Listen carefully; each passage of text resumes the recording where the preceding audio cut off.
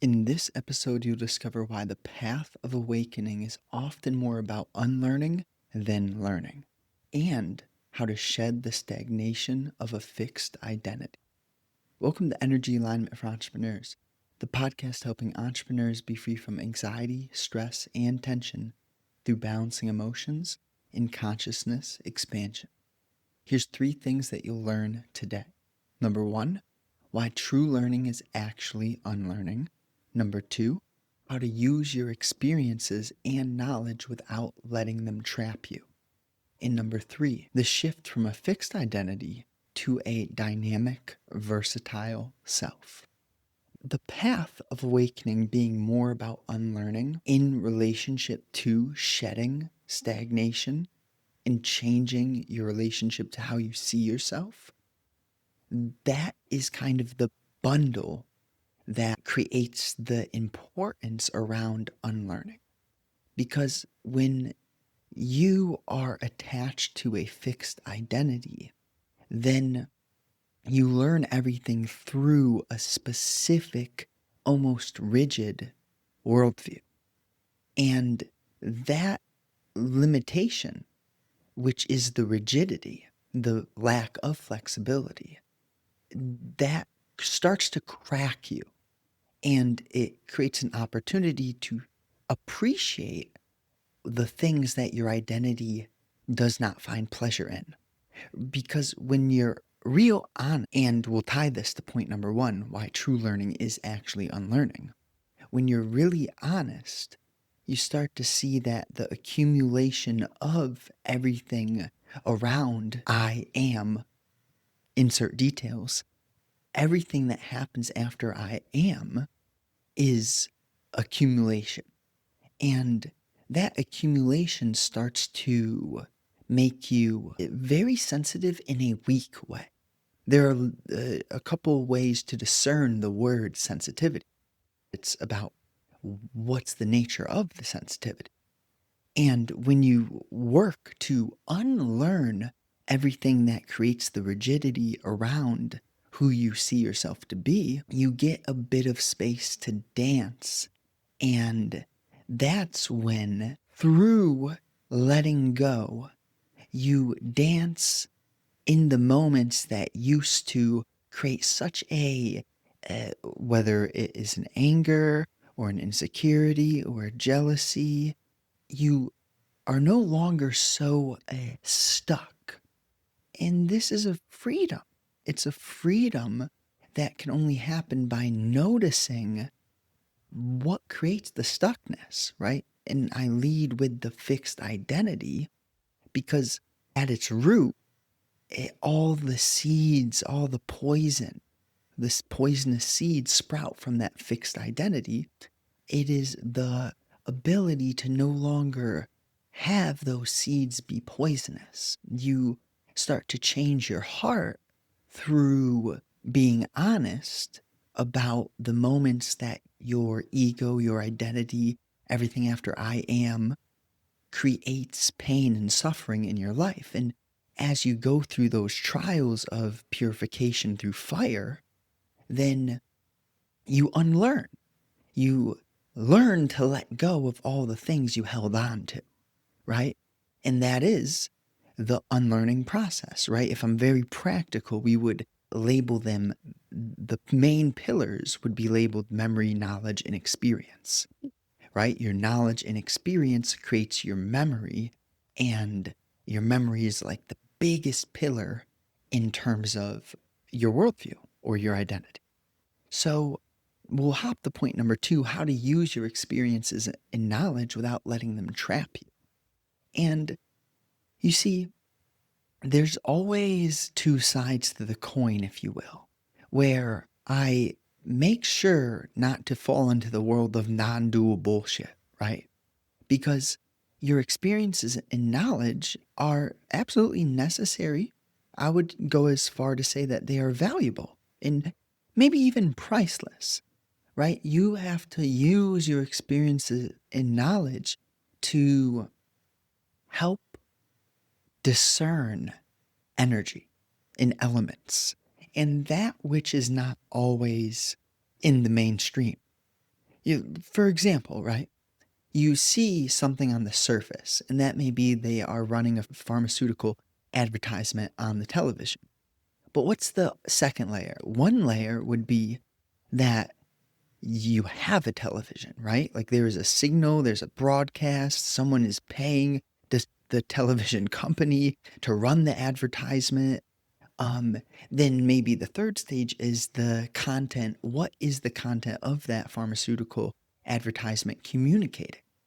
Point being in this example, the story or metaphor, is that you see all of that, but there are deeper layers. You could go on the surface and say, yep, there is a pharmaceutical advertisement. So what? But if you go deeper and deeper, and I'm going to spare you the staleness and let you walk the journey yourself, because the deeper you go, unless there is a full communion, a real communication, it starts to get a bit, how do I put it? I don't need to go that deep in that specific example. But where would we end up, right? We would end up at a point of, uh, okay, very simply, there's a problem that the pharmaceutical pills claim to solve. And then there's also, like, I need to put it into pillars actually. There's the environment, there's the people, there is the political landscape, and the financials. That's all logical. But the main pillar is that you are receiving that stimulus, you in your heart. And that's where we tie this to point number two. Your experiences and knowledge will trap you unless you feel that stimulus in a manner where you notice the friction, and through that which may not be simply communicated, step one, step two, step three, through learning how to feel and alchemize. Part of it is reframing, part of it is sitting with the energy, part of it is changing your lifestyle. You see, there's structures that come together here to allow you to sort of step back from the experiences and knowledge, from the everyday moment to moment life where you could be in traffic, something fast paced could be occurring. Maybe it's martial arts, traffic, whatever. And you're not in this game of, oh, it's so serious. Like you begin to move in a manner where you operate functionally through the world. All simultaneously, it's like Christ said, you're not of the world.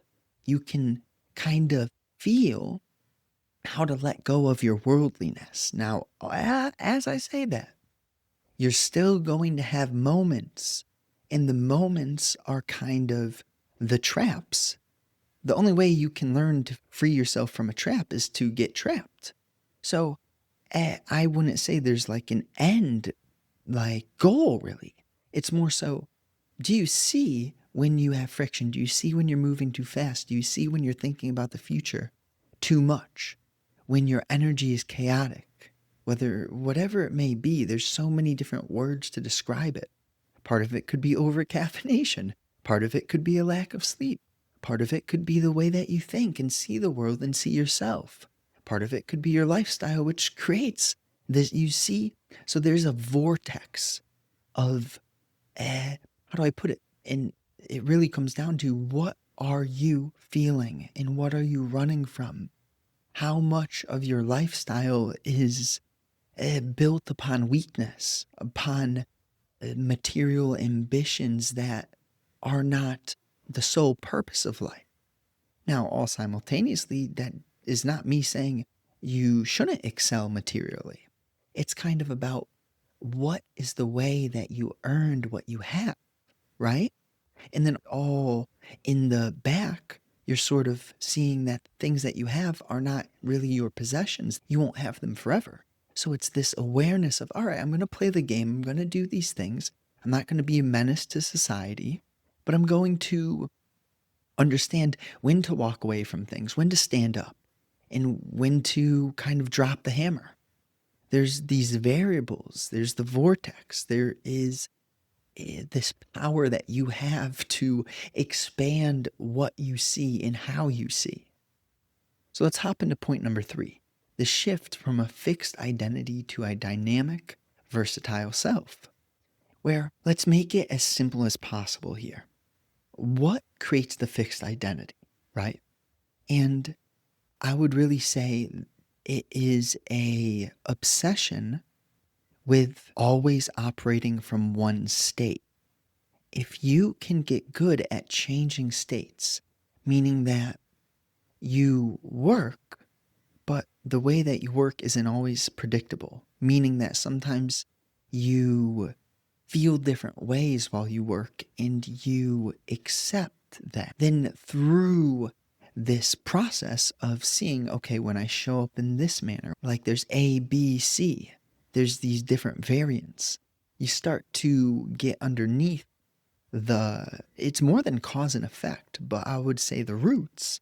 You understand your relationship to how you got to the place in which you're at, right? And sometimes that is just for you. Like, I think a good point in this entirety, in relationship to identity, is that you start to see who to be what with, and you start to know when to do what actions and when not to do things. And the cornerstone of all the beauty which sprouts from being dynamic and versatile is that you find joy wherever you're at in whatever situation you're in, because you are operating from a place of, hey, I know that I have the power to feel any form, any sort of way. And if you find yourself in a certain place, you understand, hey, I don't know the power of the word, but when I deeply contemplate or sit with the meaning behind abracadabra, you start to see that your words, they absolutely do affect not only your heart, your environment, but just really sit with me and consider the fact that out of nothing, you can make sound. As I'm talking right now, there is a sound. Just, I'm watching the mic slash aux go from whatever dB to whatever dB. And that is that constant kind of metaphor for the power that you have. It is always moving. As long as I'm saying something, that is a constant variation. This can help you look at the nuance in the moment, right? A lot of what I speak about is it's built upon the moment. And when you live present, then the fixed identity starts to crack because you feel these conditions, these opinions. This sometimes it is you're being small, or you're not wanting to step on other people's toes, or you're lying to yourself. You can use many different ways to describe it, but ultimately the fixed identity, it keeps you going against your heart. And when you live in a way where you're honest as much as possible and you question yourself, you observe, you create time for devotion to what is bigger than you. You do not do everything in your life just for me, for I, but you kind of just realize that, man, something is changing in me. And I'm not going to hold on to who I thought I was. Maybe I was wrong. Have you ever been wrong before, right? Any honest human being will gladly admit that they do not know everything. And that is something that is ultimately going to propel you towards knowing a lot, right? Funny enough. And then the big picture is that as much as you know, you still recognize that there is more out there. And when you operate with this open mind, this dynamic flexibility, you're aware of your own friction, right? You're not playing a victim game nor a blaming game. You play the game of self-honesty, integrity, and internal, then it's hilarious, but you get like less problems, or you have the ability to make big problems seem small. Or so, is it really ever a big problem if you have that ability, right? The only way that your life is really going to blossom is for you to step into the position of, I am the main authority in my life. I don't care what the legislation is. I don't care what the taxes are. It doesn't matter what my position at work is. I'm the main authority over my life. No matter how many people in daily little games give you orders or act like they are your boss, maybe they are your boss, tell you what to do, maybe yell at you. No matter what happens, you have the power and you are the main authority in your life. Now, to let that seed grow, you have to really, really not even believe that, but just know that you are that person. You are him or her. And how do you truly live in that, right? You do what keeps you feeling free. Every time I come to speak, share, I just, oh, it's wonderful. I'm grateful for the opportunity. And that's an understatement. Let's hop into the recap. Number one, why true learning is actually unlearning. When you are in contact with others, you can learn in many ways, but the learning is often an unlearning. This unlearning involves subtracting the beliefs that are keeping you small and allowing wisdom and truth to surface. So, it really is important to question those beliefs, to be honest about what you do that keeps you small. It very frequently is a game of subtraction, hence the unlearning. Number two, how to use your experiences and knowledge without letting them trap you. Your knowledge, memory, and experiences create your worldview and identity. You need knowledge, but you must prevent the extravagance of thought from becoming a self-made prison.